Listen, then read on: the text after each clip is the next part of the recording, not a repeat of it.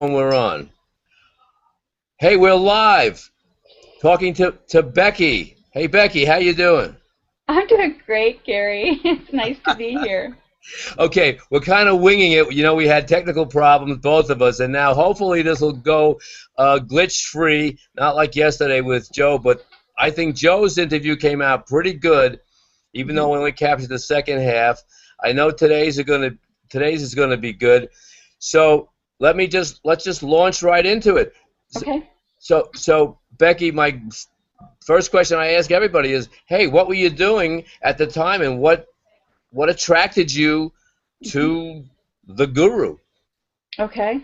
Well, I was living in Silver Spring, Maryland, and I was working as an operations manager of a website development and project management training center. I ran a training center for corporate folks, and so one of my and also so that's what I was doing professionally, but personally, I was really excited about my spiritual life. I was very happy with what I was doing.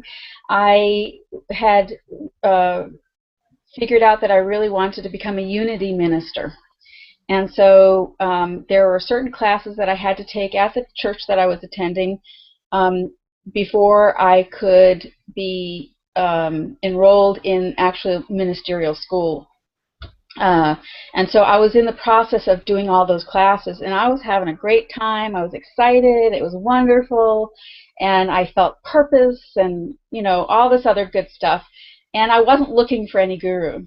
Um, and the way it all happened, the way I found Sri Chinmoy was that at work, um, part of my job is that I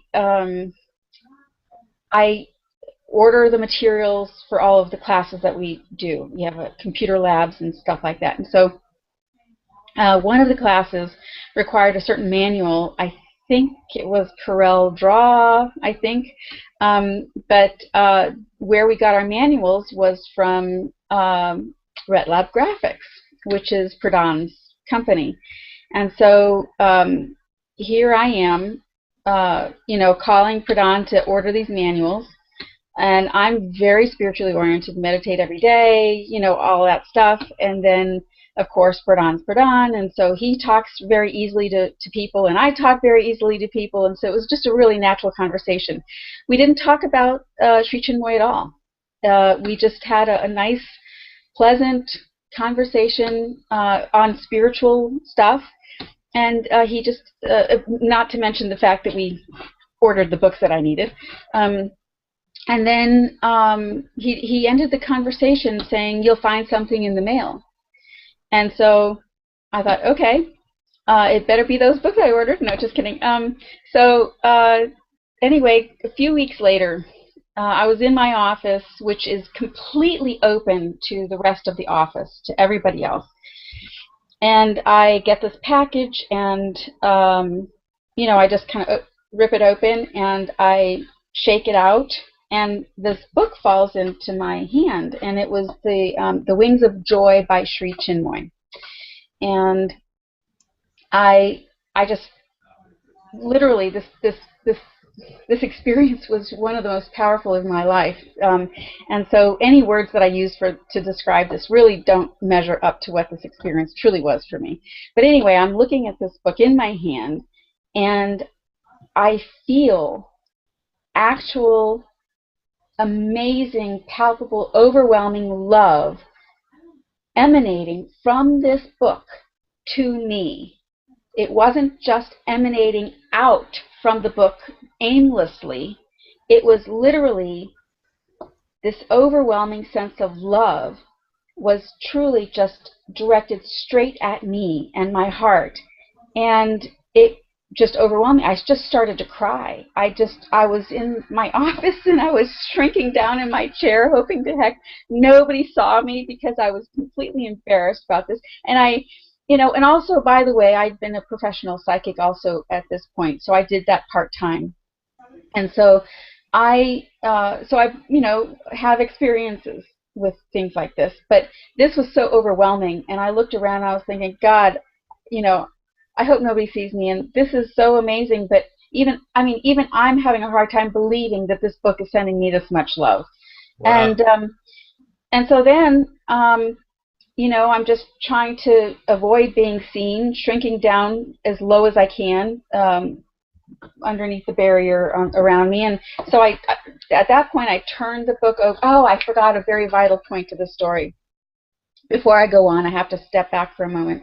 So I meditate every day, and I did at that point.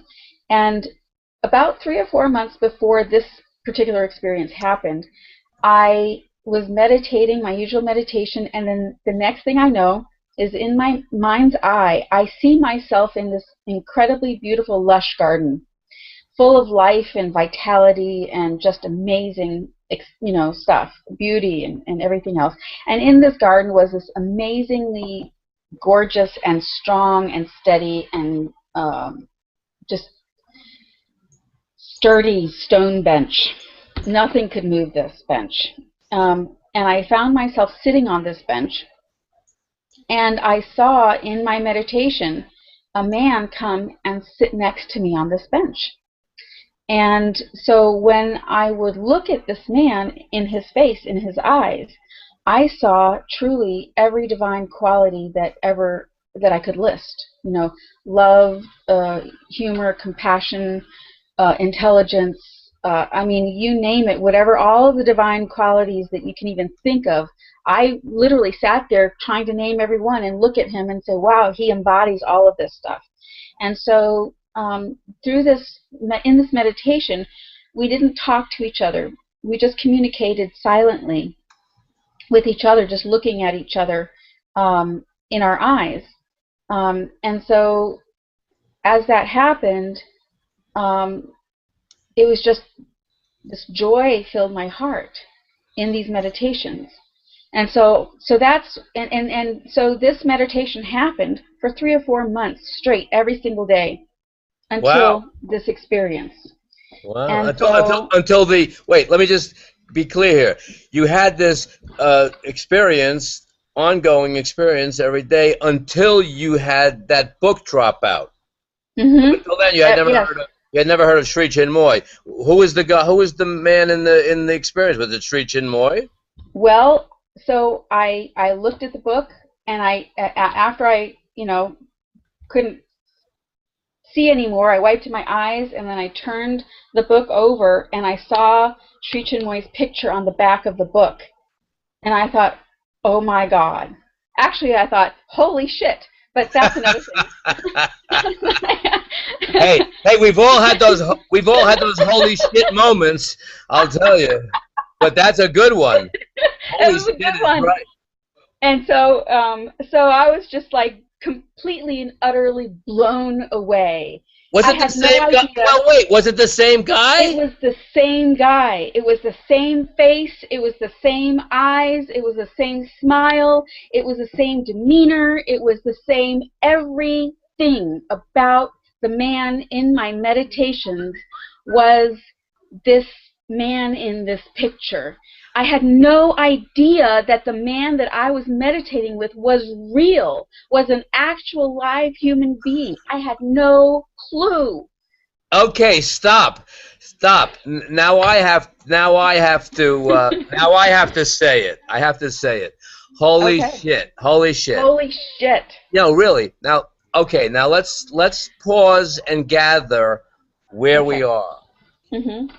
You haven't even met this man, and you've had all this experience. So you're one of these people, I'm, guessing, very open, very receptive. You're spiritual, you're psychic, and this is it. So now I can understand exactly why you would be drawn to this man whose face you're looking at in the book after you've had all these experiences. Now let me ask you, let me just put this in a little, chronological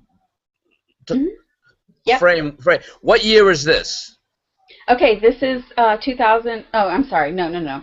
This is 1999. And how long? What was the entire length of your discipleship from 1999? 2 years. 2 years. Yeah, Okay, almost exactly 2 years.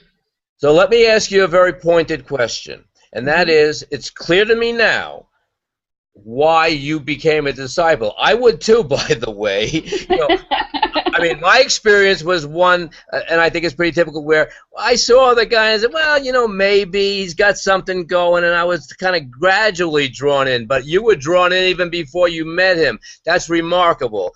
I'm so happy you shared that, because I hadn't heard that one before, believe me, or anything like it. So now, my question is this. You've had all these remarkable experiences before even meeting the man. So what happened when you actually became a disciple and came face to face in the meditations or whatever?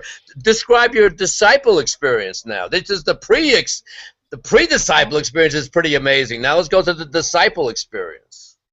I loved being a disciple. I wasn't very good at it. I couldn't fit into a lot of the tiny boxes that we were, trying to fit into. But so all of those things set aside, all those issues, all those thoughts and feelings and what I fit into and what I didn't, and all those, put those aside for a minute. It was phenomenal. It changed my life. It was the moment that changed the rest of my life, for the better. It stepped everything up to a new level. So I thought that I had purpose and drive, and I thought that I was all, excited about my becoming a unity minister and all that stuff, and I was. It was the most exciting thing in my life at the time. But the moment I saw that picture, I called Pradhan and I said, what do I have to do? I'm in. Like, tell me. Where do I go? Who do I talk to? What? And so when I was a disciple and I was able to be in New York, because I was in the D.C. Center, and so I was able to go up to New York on a regular basis every other weekend. And I made my life fit into whatever opportunity I could do to go to New York. I made it happen. And to be in Guru's presence was just phenomenal. It was the reason why I was there. So I didn't get into all the other things about the whole about what he did. I didn't get into the weightlifting. I didn't like his poems very much.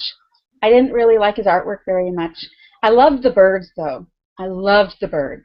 But I couldn't meditate with the transcendental. I tried. Oh my God, did I try. I tried so hard to meditate with that transcendental, because that was what we were supposed to do.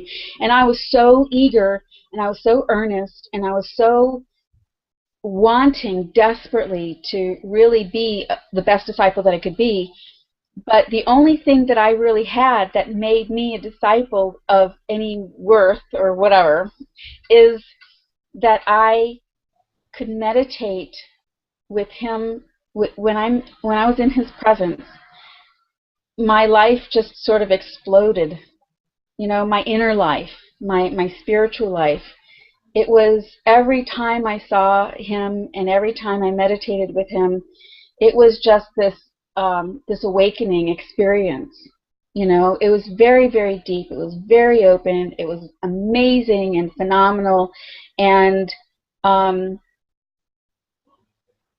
that was the reason why I was there. Wow! Listen, just for the historical record, for people who may be looking on this tape and not totally familiar with this scene, two things you mentioned I want to clarify.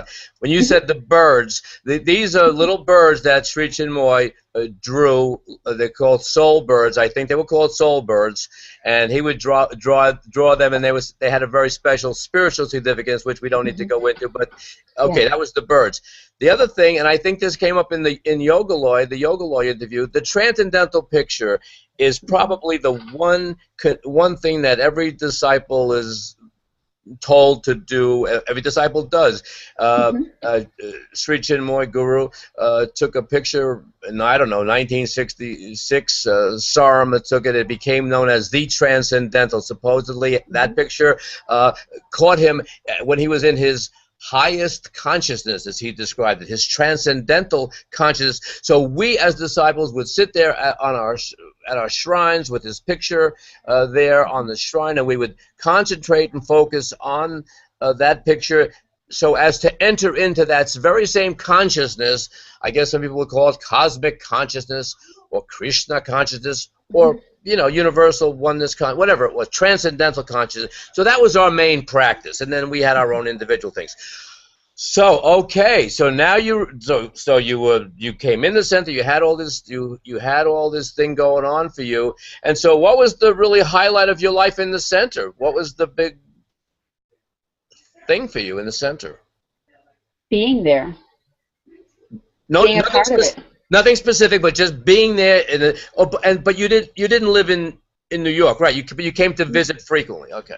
I went every other weekend. From I where? did from DC. I went. Okay. I drove up to DC. I had a van. Okay. Um, and you know, it was just you know, I just knew that it was where I needed to be, and it's what I wanted.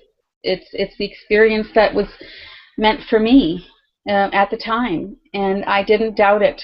I didn't you know, didn't judge myself or anything else for it. I didn't judge the experience. I judged myself in the sense that um, you know, looking back, it's always 2020, right? So at the time, um, you know, I knew it was the right thing for me and all that stuff. And at first, it was great. At first, you know, and all the rules kind of made sense to me. So I didn't really have any issue with any of the rules. I didn't. I mean, you know, the celibacy, the vegetarianism, the, you know, the selfless service, the meditations, the, you know, all of the stuff that we were expected to do, they all made sense to me. I mean, I'd read about them all before in other books and other Hmm. paths and stuff, so nothing was strange, or it didn't seem strange to me. It was very exciting, and I think this is the thing that really is an important point for me, is that, you know, being on the path is not for the faint-hearted. Um, No, I'm you glad you're know, saying that. I love the you know the hero warrior kind of thing. Yeah, good. Not for the faint-hearted. Not it, for the meek. Go ahead. I'm sorry. it is not. No, it is not. You know, it requires everything. It requires pinpointed focus to such a degree that it just you can't do it without that. You No. can't. And so the thing, and so that was part of the thrill. That was part of the thrill for me, I'm because so what it happy. did. I'm so happy you're saying this, and I want to just, if I can jump in, make a distinction between two types of disciple. They were like the weekend warriors. You know, they were disciples. They came to the events, but they had their private lives and they whatever, their families and the whole thing. And then there was like. And I'm putting you in this category because even though you didn't live there in Queens, you came up every weekend, and you know you plunged Every in. other weekend. Every other weekend. And in other words, you were one of those committed people. In other words, you lock, stock, and barrel. Not like I'm just going to visit once in a while and I'll do my stuff at home, but I'll also have my job, my friends, my family, and stuff like that. No, Mhm. you were like in totally, right? I was in totally, completely, 100%. It was my every waking moment. You know, I would, now I'm not, the thing is that, you know, um, I was in it. I mean, I was, I considered myself an absolute disciple. I mean, there was no question in my mind or in my heart or in my being that you know, I wasn't a disciple. There was no question. I didn't have that angst or whatever. I jumped in to the deep end, and I mean, I just dived right in, and I was in. Um, and so, the questions that I had, or the reason why I only lasted 2 years after all of this, um, Because some was people, but listen, some people it's like a marriage. Some people lasted 40 years versus two, but I don't know what was the quality. You had a very it sounded like you have a very intense 2 years. I know people who in longer that their experience wasn't that intense. Yeah, no, I gave it everything. I gave it everything, and it remains even now, in 2015. And Happy New Year, by the way! Yay! Happy New Year! Happy New Year, everybody! What a way! This is the best New Year I can imagine. This is the Talking to best you New and hearing Year. a great story. Great story. Yeah. So what was I saying? I was just Okay, so it's so all these years later, 2015. You left in 2000, right? 2001, Okay, 2001. So it was from 14 years. 1999 to So 2001. Yeah. 14 years. You're still very intense. I can see it. I can hear it. You're very intense. I love it. It remains to be one of the highlights of my life. Mine too. Yeah. And you know, I know a lot of disciples or ex-disciples feel a lot of anger or a lot of sadness or a lot of conflicting kind of emotions about the whole thing, and the fact is that I don't regret a single moment. Good. I'm glad I you don't. I don't. I don't either. So so the thing is that I didn't have the experience that a lot of other people had. You And know? I was about to say the same thing. I said, yeah, I was not part of the sex circle, thank God. So I would have a whole different take on things right now. Yeah, you know, I was And probably too, yeah, right. I was probably the lowest of the lowest disciple that ever existed in disciplehood. No, I but mean, he must have he didn't know who I was. He had no clue. I mean, except for a couple of times when he did focus on me very specifically. I had a couple of really cool experiences, and one I was in PS 86, and I was in the hallway out in the hallway where they had all the tables and you could look at all the stuff and all that stuff. Well, I was all the way in the back toward, when he would come in, he would go all the way to that back door and then go into the room. And so I was standing back there looking at that last table that was there. And the next thing I know is like everybody's shh, and the hush, and everybody's shuffling around, and everybody's, that excitement, Yes, that excitement. And so I kind of looked up, and Guru was walking down the hall, and I was right in the middle of the hall, right there, and he just stared at me the whole time. He just looked at me the entire length of the hall, and I was just like locked in place. I was just like, oh my God. And so he just walked straight to me, and right before he got to me, he turned and walked into the room. But the entire time, he just looked at me, and it was just, I don't know what to say about it. I felt his approval. I don't know what to say. I don't know. Well, he must have, okay.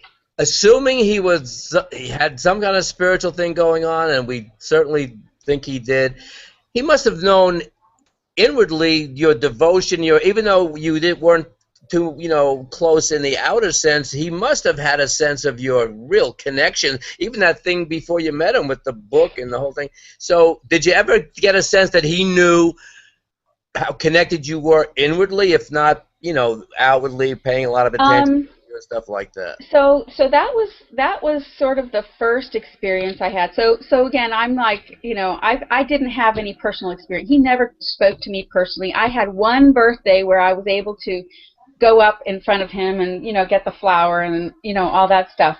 I had one of those. I never went on a Christmas trip. I never did any of these things that disciples do. I did go to the Minneapolis when he did the Twin Cities Peace concert in 2000. I spent 3 months in Minneapolis working on that concert. And so I did do that. And then when the Peace Run rolled through D.C., I kind of helped, and I can't remember his name. Arpan. Arpan was the one that was doing it at that point in time, and so, I was. I love Arpon. If he's out there, I love Arpon. He was a sweet guy, great guy. So many great people we Do you met. know? I have to say, I never had any interactions with Arpan except for that one day that he was rolling through D.C. And I got to tell you something. He really touched my heart. Yeah. Arpan was just, Sweet, yeah. I sweet. had that one day of just seeing how he was Hmm. in this whole, what he did and what he offered, you know, and he really did. He touched my heart, and I was so grateful to know him. So many other, oh my God, so many incredibly divine, wonderful, beautiful souls in this, that I met and that I was able to really know inside my heart that I love them. You know, I there's had so the same many, experience. I'll tell you, yeah, with people is a good number of people, yeah, disciples in a sense. I know just what you're talking about. It's so great to talk to disciples because yoga, like when he was saying, I didn't know him in the sense, I didn't know you in the sense, of course, because I'm a lot older, and even yeah, but when they tell you, when you describe your experience, I said I know what that's like because I went through the same thing. So. yeah. Wow, you're having a great 2 years at least. Very intense 2 years. So it was a great 2 years, but there was also a lot of um, inner turmoil.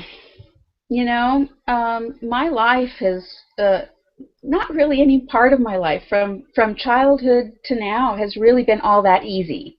There have just been uh, obstacles that have been in my way, not in a sense of, I mean, now looking at it, I don't view obstacles as negative things. I use them as, just opportunities to grow and to become more of who I am. But, I had several of them while I was a disciple, and it was very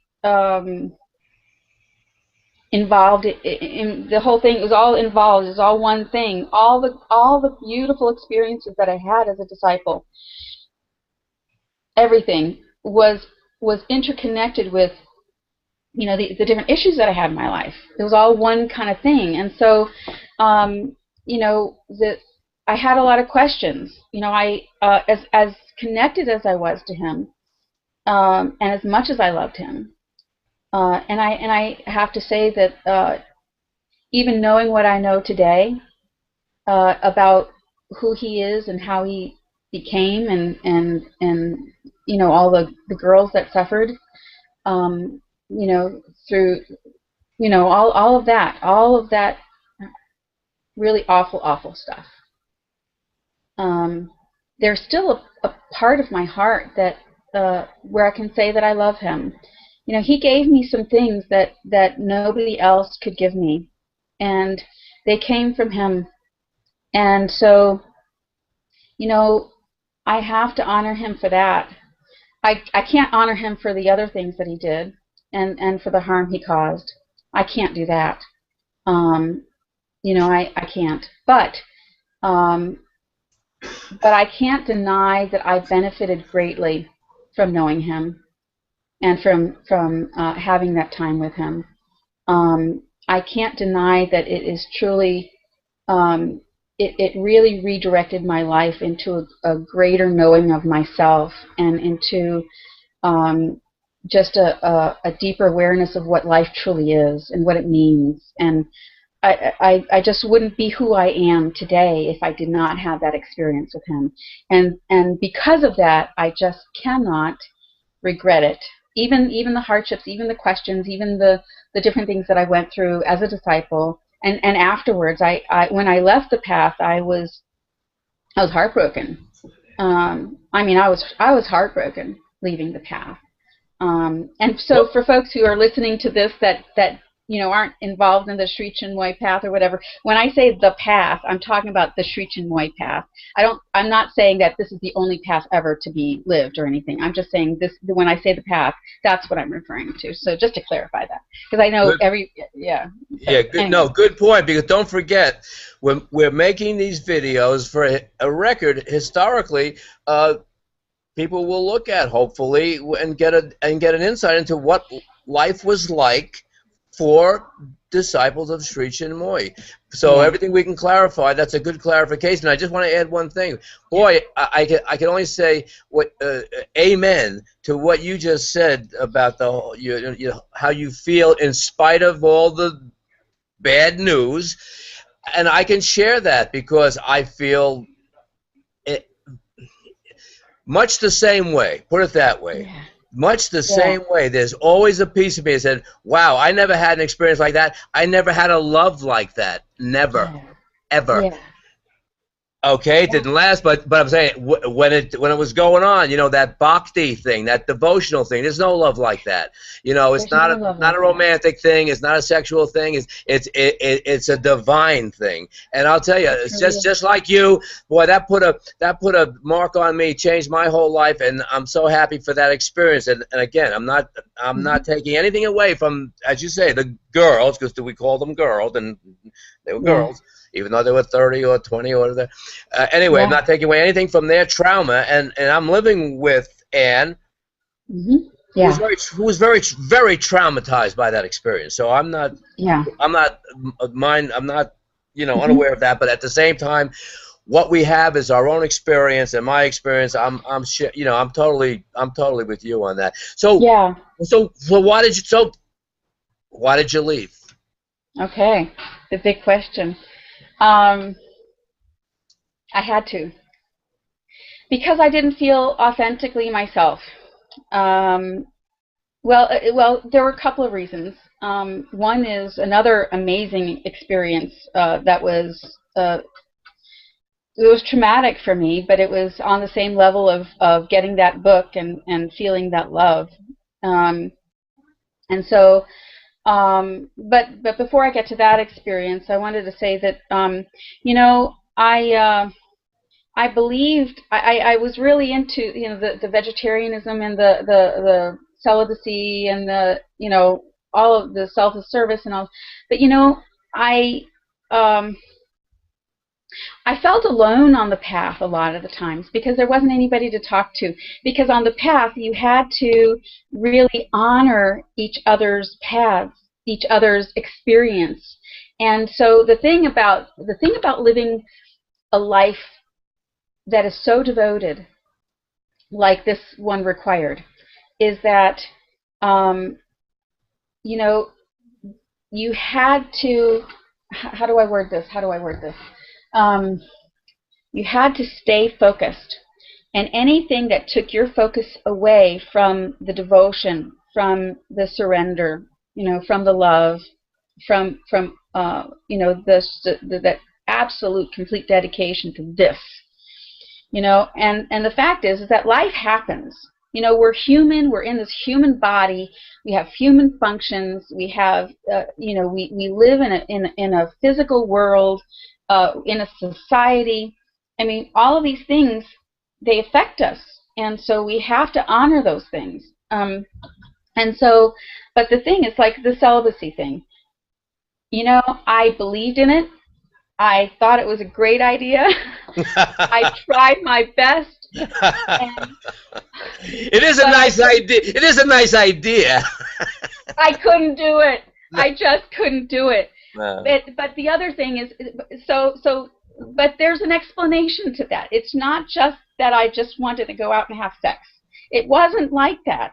It really wasn't. What it was that, I had to respect and honor all the other people that were on the path. So if I had any lower vital thoughts, is the way we call it, I couldn't share those with anybody on the path. No, and I couldn't. You'd be reported. You would be reported to the guru. There was nobody to talk to about it, and there was nobody to say, hey, listen, I've got an issue right now and I don't know how to handle it.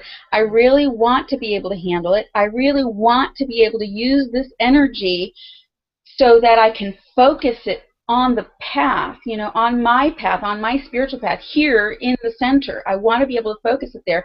But there was nobody to talk to. There was nobody to get advice from, or to have a shoulder to cry on, or there was no support system that was available, because nobody could be available to be support, because you never know who was going to report you. You never know who you might actually affect their aspiration.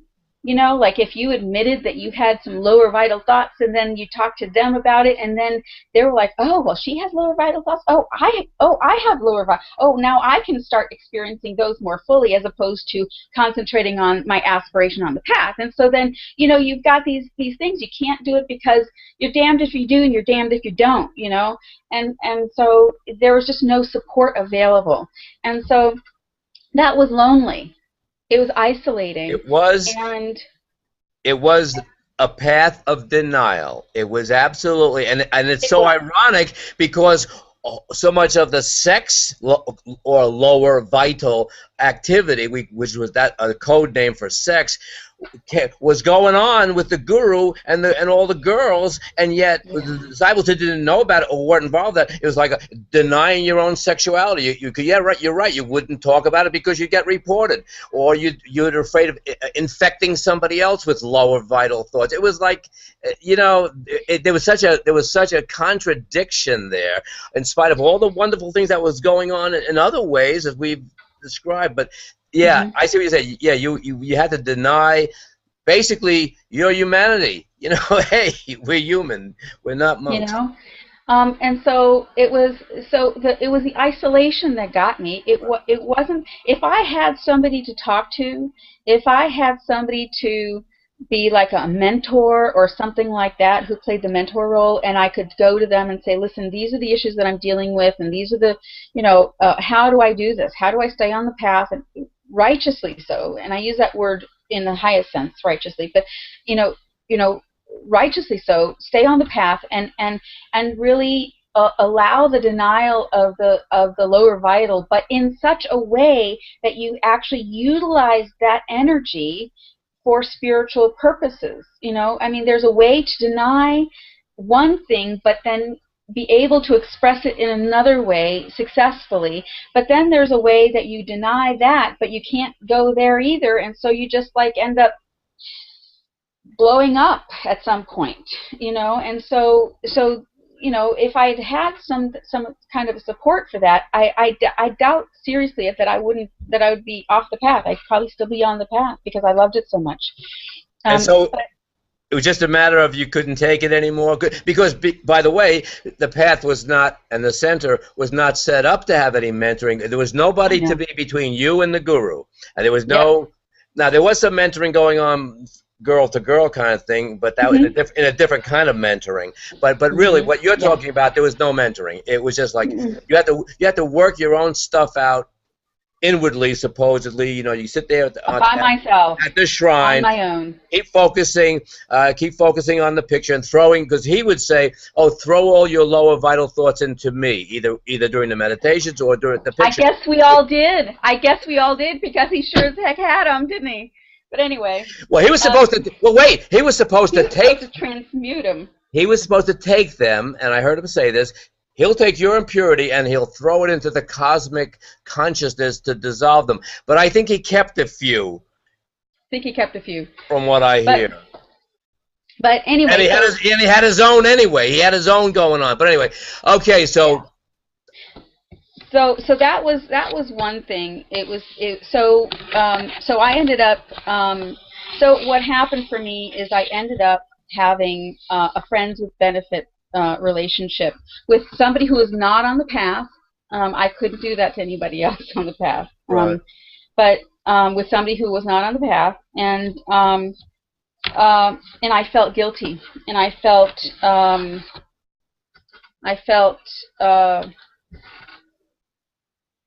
like a failure, like I couldn't handle it. Yes. Yes. And but I also, over time, I started getting upset, like angry, um, because I was like, I'm doing my best here, and there's no way for me to be truly authentic with who I am in this very moment and live this path. No.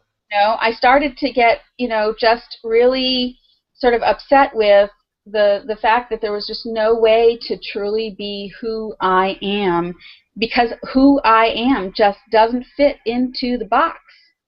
I mean, I tried to stuff myself in that damn box every which way I knew how, and I could not succeed because there was some part of me that's hanging over the edge.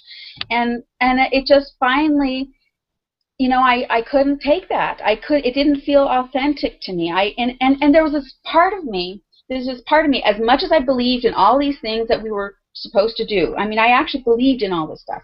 But I couldn't do it. No. There were nice ideas, but they didn't manifest for me. But besides that, I had this feeling inside of me that grew over time, that I felt surely I can achieve a spiritual life that is incredible and amazing and powerful, and I can live a loving, dedicated life to God and to all that is God, and still be a part of this world, and still be able to live in society, to operate as a human being with all of the things that entails. I had this feeling, this growing feeling in the back of me that just kept getting stronger and stronger, and saying, you know what, I don't know that I'm really meant to fit into this box. As much as I wanted to, and as much as I craved it, and as much as I loved Guru, and as much as I loved everybody else, all my brothers and sisters, and oh my God, did I love my brothers and sisters. I mean, it was amazing to just go for celebrations and see all these incredible, amazing lights that were just shining all over the place. It was like better than Christmas, and it was just, and I got to hang out with them. I got to feel that energy, It was amazing. And it was just, with all of that, I felt this sense of, I can't fit into this box, and it's going to break me to keep trying. So how did you make the break? I see where you got to with that conflict and the box, and that's a great image, by the way, a little part hanging over. I think we've all gone through that, trying to fit in the box, but there's still something that does not. So how did you make the break? Now, a lot of people get kicked out for doing different things, and then some people get kicked out that way. No, I'm not saying you did, but I'm saying some people get kicked out, and some people manage to walk away, like me and like Yoga Loy, and like Fulela. And so how did you make the break? I walked away, but so actually what happened was September 11th happened. And I had an extraordinary experience, which is probably too long for this interview, but if we do another one, I'll share it with you then. But give us just tell us what it's about, and then maybe we'll do a separate little interview just on that experience. Okay. Just half the version, and we'll do a longer one. Oh, I don't know how to condense this. Hold on a second. Let me. Well, if you want to do the whole thing, do it. Listen, if people are interested, they'll watch. If they won't, they'll fast forward or they'll turn it off. Oh my goodness. Well, the thing is that before I get into that experience, I have to share the other experience that I had first, because it all ties in. And so let me do that one, and hopefully everybody will be interested. So I had an experience in New York. I think it was at Celebrations, but it could have been one of my long weekends. But I was there, and I was feeling the love. I was at the tennis courts for, I don't know, I think it was like 3 or 4 days, and I was there every day, and I was excited about it. I was there. I mean, I was there. I was present in mind, body, spirit, emotions. Every part of me was just so there. And I was staying there as long as I could, and whenever Guru was at the tennis courts, I was there. And I was meditating. And I was meditating just, whenever I was there with him, my meditations were profound. And so I had several days of profound meditation, and I was open, and I felt love, and I felt connection, and I felt dedication. And it was those times that could see me through all of the other times. So all those times when I was meditating in his presence, that's what got me through all of that other stuff, because it just brought me back to center. It brought me back to the reason why I was there. It brought me back to myself. It brought me back to an amazing, expansive experience. And so I was having this amazing, expansive experience, and I was feeling so much love in my heart for Guru, for myself, for my brothers and sisters, for everybody, bigger, wider, deeper than any other experience that I'd had up to that point. And so I was just wide open. And the really important thing, though, here that I have to say is that I was wide open, but I loved Guru more in that moment than I did ever before. I mean, that's an important point here. And so, anyway, so you know how everybody kind of has the chance to line up and walk before, do the walk by and all that stuff. So at one point, all the older girls were all lined up to pass by in front of him, and so I took that opportunity to go run across to the store, get something to drink, and go to the bathroom, etc., and then come back in. And so, and my legs were killing me at that point. Those bleachers were the worst. Those bleachers were the worst. I'm glad I wasn't. I'm glad I left before that whole thing happened. I hate bleachers.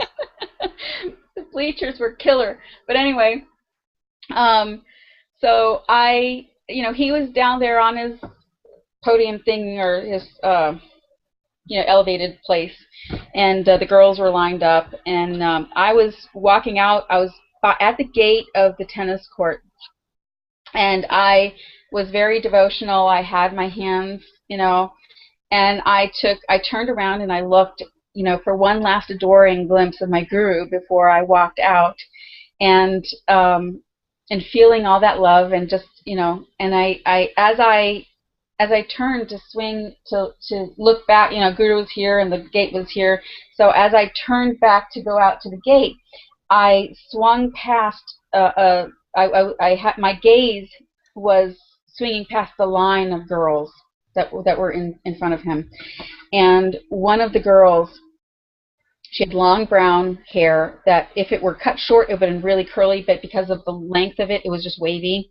But anyway, it was dark brown hair, and she was standing in line waiting, and she was also like this, but her whole top, her bottom half was facing Guru, but the top half was like looking back up into the bleachers, and she had this look on her face.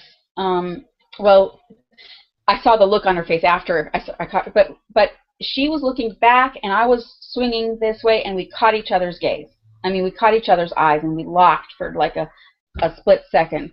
And what I saw in her gaze or in her eyes, was something that I wasn't expecting, that I never expected, that threw me so hard that literally I fell backwards, and the gate, the post of the gate actually caught me. Otherwise, I would have fallen down. But what I saw in her eyes um, was trauma and was torture and was great, great, great pain. And I'm psychic, and I get these, these knowings or these experiences. And what happened was I saw in her eyes, and I knew that she was having sex with Guru, that she didn't want to, that she was tortured by it, she was traumatized by it, that she didn't know how to get out of it, she didn't know how to stop it. I knew that he was using his status as her guru to sort of manipulate her into doing what he wanted her to do. I saw and knew all of this in one split moment, and it was the most traumatizing for me to actually see this torture and trauma in somebody else, and know that my guru, the one that I loved so deeply in that very moment, was the one that was causing this trauma and torture in this person.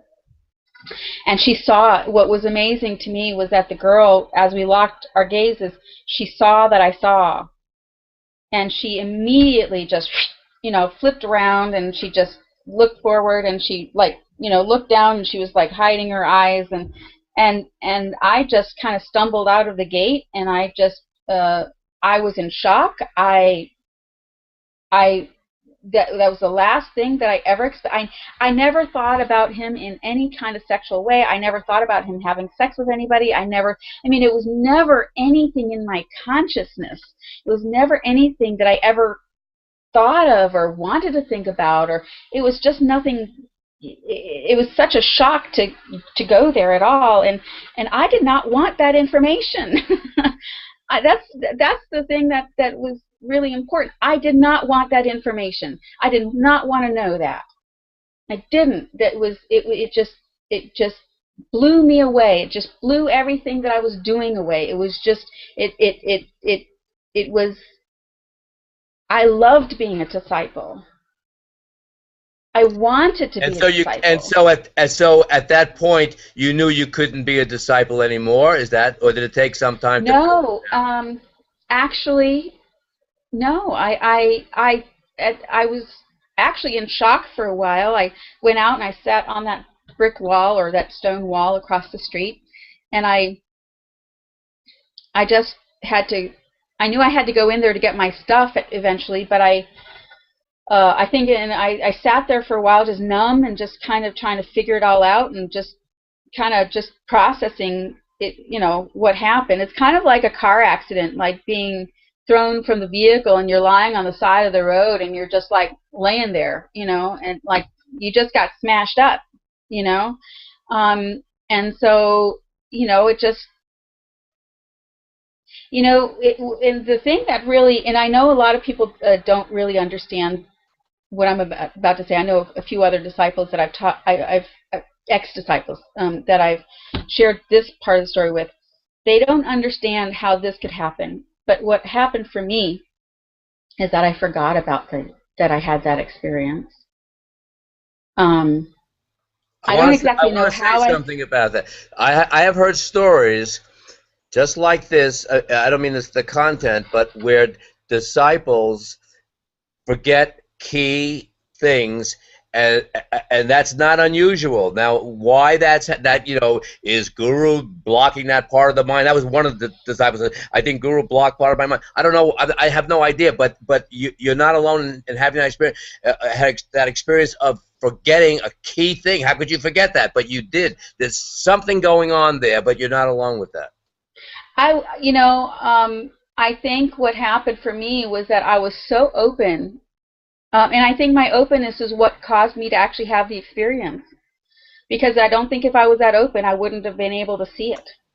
You No, it know, doesn't sound. It doesn't sound. It doesn't. It sounds like what you're saying is absolutely correct. Just like you were so open in the very, very beginning of your, before you became a disciple, you were so open that you had that vision, and then the book, and I mean, no, you're open. So yes, I'm sure 99.9% of the people would have that same eye contact with that woman or that girl, and not, not even, not wouldn't even dawn on them. But you were open and receptive, and you got it. but it wasn't just. I mean, yes, it wasn't. It wasn't just that I was generally speaking open and receptive. Although yes, that does play a part, I think. The fact that I am psychic and that I do have that ability to do that. But I think, though, that the thing that moment, though, I was so connected with Guru, and I was so in love, not, sexually, or, I was spiritually in love. I was in the love, capital L, and Capital D, divine. I know what you mean. Yes. I had that experience myself. So Divine, I was, pure. yeah, so I was in that place. And I had spent days being in that place with him. And because of that, when we have those experiences, we are just open. It doesn't matter how psychic we are. It doesn't matter whatever we are. When we're in that, when we allow that, we are open. And I think that experience, ironically, is the reason why I was able to see what I saw. Which is, anyway, so that's that experience. And so I forgot about it. I guess my body or my mind or my spirit, whatever, didn't know how to process it, so it just kind of like said, okay, we'll put that on the back burner for a moment. And then I just kind of kept going on. But what happened is my health deteriorated dramatically. Oh, interesting. I ended up having some extraordinarily severe experiences with my health, and it was I couldn't think anymore. I was gaining weight. I was losing hair. I was my heart palpitations, and I mean, I was just going through a whole lot of my whole body was just kind of shutting down one little piece at a time. And so that actually was part of, so I didn't remember that incident, but it spawned all of these health issues that got me to wonder if this really was a healthy path for me. Well, Becky, let me do it. Okay. I hope you don't mind my doing this at this point, because there's something going on here with my mom, and also, more importantly, I think there's a connection, and I think you agree, between your denial of your experience and your health issues. So let me just say one final thing here, and I want to bring the interview in. I want people to see this interview in its entirety. I don't want to say, oh, look, it's too long. So listen. Yeah. So I take it. I take it you made your way out fine, and at some point. But now, in summation, so what is your life like now? Let's end on that. Let's end on that note, because I think it's going to be a good note. What's your life like now?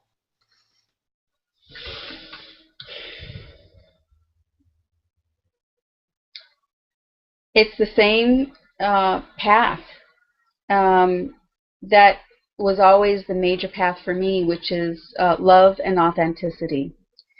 So, everything that I do, I don't try to deny anything. I don't try to deny. If I feel a pain, I don't deny it. I live through it. I work my way through it. And through that, working through pain, I am able to feel more love. And that is my reason for being, is to embody as much love as I know how to embody, and to share it. not just to have it for myself, but to give it and to receive it. It's all about the love. And let me say something. I've known you very little, not that long, but you share it. You give it, and you give it. No, you share it and you give it in great measure. I'm telling you, you're a love. You're the path of love, Becky. You're the path of. Listen, you can't end on a better note than love. I mean, and you just brought it all. You brought it all home. Well, listen. It just goes to show it's not how long you're on the path, it's how intense it is. Your 2 years, I'm telling you, I've heard lots of stories from people who are on the path 20, 25, 30 years. Mm-hmm. Boy, you've crammed 30 years of experience and more into your 2 years. I just want to say thank you so much, Becky. This has been an unbelievable joy in spite of we know how it is, the trauma to talk about is hard. But thank you, Becky. I love you. You're so great. You're so wonderful. You're so terrific. I'm going to do my gosh show. I